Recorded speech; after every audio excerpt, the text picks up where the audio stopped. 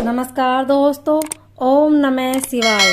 आज हम आपके लिए श्रावण मास महात्म्य 21वां अध्याय लेकर आए हैं। अध्याय सुनने के बाद आप हमारे चैनल को सब्सक्राइब करें, बेल आइकन को प्रेस करें ताकि हमारी वीडियो की नोटिफिकेशन सबसे पहले आप तक पहुंचे। वीडियो को लाइक और शेयर जरूर करें। श्रावण पूर्णिमा पर किए जाने वाले कृत्यों का संक्षिप्त वर्णन तथा रक्षाबंधन की कथा। संत कुमार बोले, हे दयानिधे, कृपया करके अब आप पूर्णमासी व्रत की विधि कहिए, क्योंकि हे स्वामिन, इसका महात्म्य सुनने वालों की श्रवण इच्छा बढ़ती है। ईश्वर बोले, हे संत कुमार, इस श्रावण मास में पूर्णिमा तिथि को उत्सर्जन तथा उपाकर्म संपन्न होते हैं। पौष के पूर्णिमा तथा माघ पूर्णिमा तिथि उत्सर्जन कृत्य के लिए होती है, अथवा उत्सर्जन कृत्य हेतु पौष की प्रतिपदा अथवा माघ की प्रतिपदा तिथि विहित है, अथवा रोहिणी नामक नक्षत्र उत्सर्जन कृत्य के लिए परस्त होता है, अथवा अन्य कालों में भी अपनी अपनी शाखा के अनुसार उत्सर्जन तथा उपाकर्म दोनों का साथ साथ करना उचित माना गया है। अतः श्रावण मास की पूर्णमासी को उत्सर्जन कृत्य परस्त होता है। साथ ही त्रिवेदियों के लिए उपाकर्म हेतु श्रवण नक्षत्र होना चाहिए। चतुर्दशी पूर्णिमा अथवा प्रतिपदा तिथि में जिस दिन श्रवण नक्षत्र हो उसी दिन त्रिवेदियों को उपाकर्म करना चाहिए। यजुर्वेदियों का उपाकर्म पूर्णमासी में और सामवेदियों का उपाकर्म हस्त नक्षत्र में होना चाहिए। शुक्र तथा गुरु के हस्त काल में भी सुख पूर्वक उपाकर्म करना चाहिए, किंतु इस काल में इसका प्रारंभ पहले नहीं होना चाहिए, ऐसा शास्त्र विधियों का मानना है। ग्रह तथा संक्रांति के दूषित काल के अनंतर ही इसे करना चाहिए। हस्त नक्षत्र युक्त पंचमी तिथि में अथवा भाद्रपद पूर्णिमा तिथि में उपाकर्म करें। अपने अपने गृह सूत्र के अनुसार उत्सर्जन तथा उपाकर्म करें।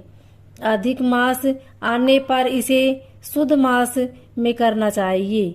ये दोनों कर्म आवश्यक है, अतः प्रत्येक वर्ष इन्हें नियम पूर्वक करना चाहिए।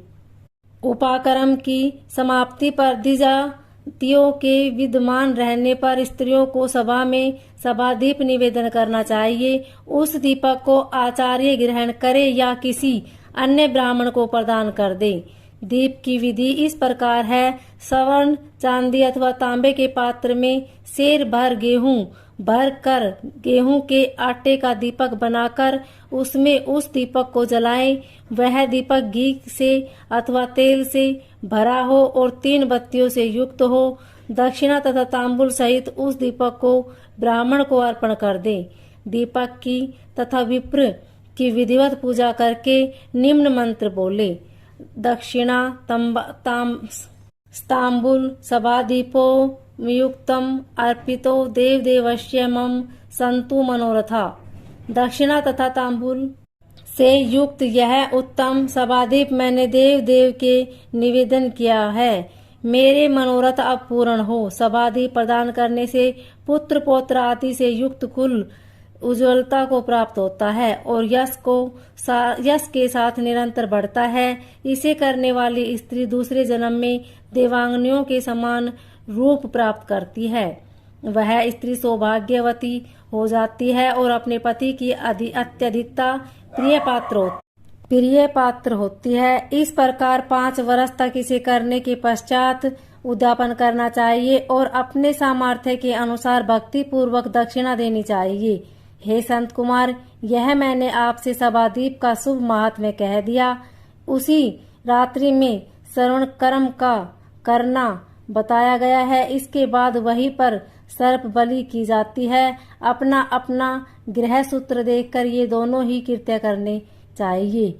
हयग्रीव का अवतार उसी तिथि में कहा गया है, अतः इसी तिथि पर हयग्रीव जयंती का महोत्सव मनाना चाहिए। उनकी उपासना करने वालों के लिए यह उत्सव नित्य करना बताया गया है। श्रावण पूर्णिमा के दिन श्रवण तिथि में भगवान श्री हरि हयग्रीव के रूप में प्रकट हुए और सर्वप्रथम उन्होंने सभी पापों का नाश करने वाले सामवेद का गान किया। उन्होंने सिंधु और वित सता नदियों के संगम स्थान में श्रवण नक्षत्र में जन्म लिया था। अतः श्रावणी के दिन वहां स्नान करना सभी मनोरथों को पूर्ण करने वाला होता है। उस दिन वहाँ श्राद्ध, धनुष, चक्र तथा गदा धारण करने वाले विष्णु की विधिवत पूजा करे। उसके बाद साम गान का श्रवण करे, ब्राह्मणों की हर प्रकार से पूजा करे और अपने बंधु बांधवों के साथ वहाँ क्रीड़ा करे तथा भोजन करे। स्त्रियों को चाहिए कि उत्तम पति प्राप्त करने के उद्देश्य से जल क्रीड़ा करे।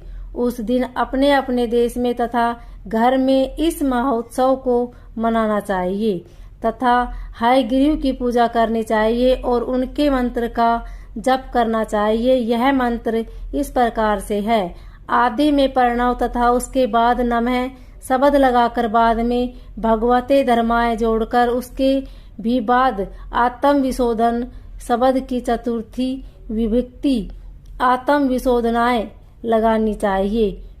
पुनः अंत में नमः शब्द प्रयुक्त करने से 18 अक्षरों वाला ओम नमो भगवते धर्माय आत्म विशोधनाय नमः मंत्र बनता है। यह मंत्र सभी सिद्धियां प्रदान करने वाला और 6 प्रयागों को सिद्ध करने वाला है। इस मंत्र का पूर्व शरण 18 लाख अथवा 18,000 जप का है। कलयुग में इसका पूर्व शरण इससे भी 4 गुना जप से होना चाहिए। इस प्रकार करने पर हयग्रीव प्रसन्न होकर उत्तम वांछित मनवांछित फल प्रदान करते हैं।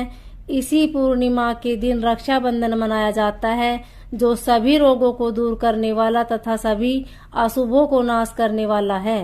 हे मुनि श्रेष्ठ, इस प्रसंग में एक प्राचीन इतिहास सुनिए।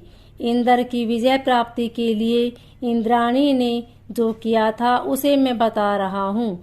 पूर्व काल में 12 वर्षों तक देवासुर संग्राम होता रहा। तब इंद्र को थका हुआ देखकर देवी इंद्राणी ने उस सुरेंद्र से कहा, हे देव, आज चतुर्दशी का दिन है, प्रातः होने पर सब ठीक हो जाएगा। मैं रक्षाबंधन अनुष्ठान करूंगी, उससे आप अजय हो जाएंगे। और तब ऐसा कहकर इंद्राणी ने पूर्णमासी के दिन मंगल कार्य संपन्न करके इंद्र के दाहिने हाथ में आनंददायक रक्षा बांध दी। उसके बाद ब्राह्मणों के द्वारा समस्त यज्ञ किए गए तथा रक्षाबंधन से युक्त इंद्र ने दानव सेना पर आक्रमण किया और क्षण भर में उसे जीत लिया। इस प्रकार विजयी होकर इंद्र तीनों लोकों में पुनः प्रतापवान हो गए। हे मुनीश्वर, मैंने आपसे रक्षाबंधन के इस प्रभाव का वर्णन कर दिया है, जो कि विजय प्रदान करने वाला, सुख देने वाला और पुत्र, आरोग्य तथा धन प्रदान करने वाला है। संत कुमार बोले, हे देव श्रेष्ठ, यह रक्षाबंधन किस विधि से किस तिथि में तथा कब किया जाता है? हे देव, कृपा करके इसे बताएं। हे भगवान, जैसे जैसे आप अद्भुत बातें बताते जा रहे हैं, वैसे वैसे अनेक अर्थों से युक्त कथाओं को सुनते हुए मेरी तृप्ति नहीं हो रही है। ईश्वर बोले, बुद्धिमान मनुष्य को चाहिए कि श्रावण का महीना आने पर पूर्णिमा तिथि को सूर्योदय के समय श्रुति स्मृति के विधान से स्नान करे। उसके बाद संध्या जप आदि करके देवताओं, ऋषियों तथा पितरों का तर्पण करने के बाद स्वर्णमय पात्र में मुक्ता आदि से विभूषित विचित्र तथा सवच रेशमी तंतुओं से निर्मित विचित्र ग्रंथियों से सुशोभित पद गुच्छों से अलंकृत और सर्पर्श तथा अक्षतों से गर्भित एक अत्यंत मनोहर रक्षा अथवा राखी बनाए। उसके बाद कलश स्थापना करके उसके ऊपर पूर्ण पात्र रखने और पुनः उस पर रक्षा को स्थापित कर दे। उसके बाद समय आसन पर बैठकर स्वजनों के साथ वारांगनाओं के नृत्यगान आदि की क्रीड़ा मंगल कृत्य को संलग्न करे। इसके बाद यह मंत्र पढ़कर पुरोहित रक्षाबंधन करे। यैन बद्धो बलि राजा दानवेंद्रो महाबल तैन तवाम नुब धनामी रक्षे माँ चल। जिस बंधन से महान बल से संपन्न दानवों के पति राजा बलि बांधे गए थे, उसी से मैं आपको बांधता हूँ। हे रक्षे, मलायमान मत हो। ब्राह्मणों, क्षत्रियों, वैश्यों, शूद्रों तथा अन्य मनुष्य को चाहिए कि यत्न पूर्वक ब्राह्मणों की पूजा करके रक्षाबंधन करे। जो इस विधि से रक्षाबंधन करता है वह सभी दोषों से रहित होकर वर्ष प्रयत्न सुखी रहता है। विधान को जानने वाला जो मनुष्य शुद्ध श्रावण मास में इस रक्षाबंधन अनुष्ठान को करता है वह पुत्रों पौत्र तथा सहजनों के सहित एक वर्ष भर अत्यंत सुख से रहता है।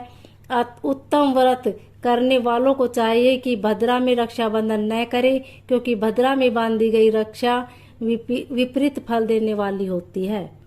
इस प्रकार श्री स्कंद पुराण के अंतर्गत ईश्वर संत कुमार संवाद में श्रावण मास महात्म्य में उपाकर्मोत्सर्जन श्रावण क्रम सर्प बलि सभा दीप हयग्रीव जयंती रक्षाबंधन विधि कथन नामक 21वां अध्याय पूर्ण हुआ। ओम नमः शिवाय।